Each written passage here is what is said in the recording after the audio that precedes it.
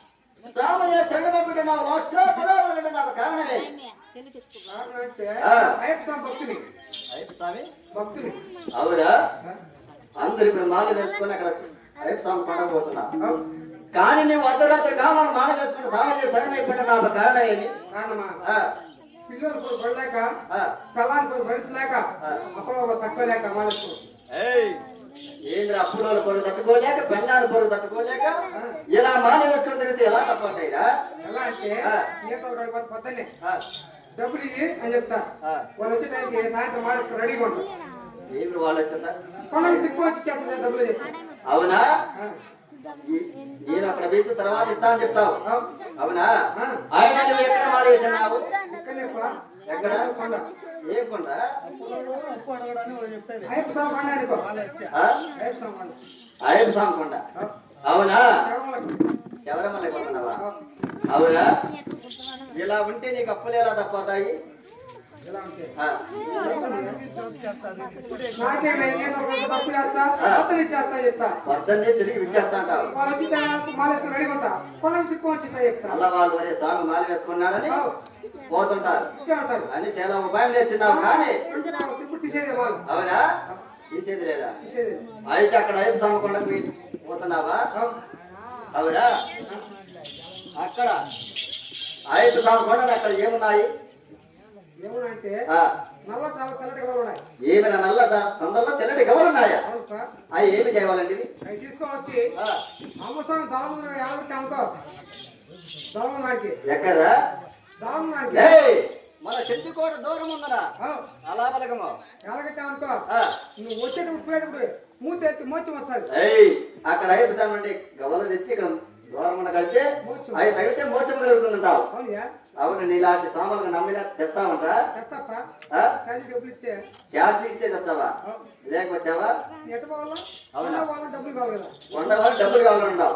అవునా? అయితే వెళ్ళినాము. డబ్బులు ఇవ్వా?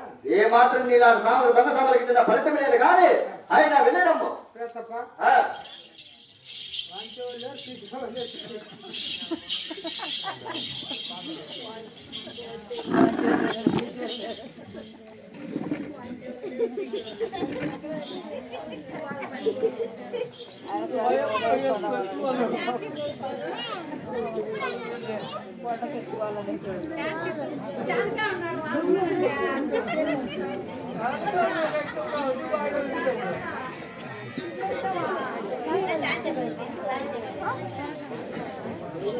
ఇప్పుడు 5 గంటలు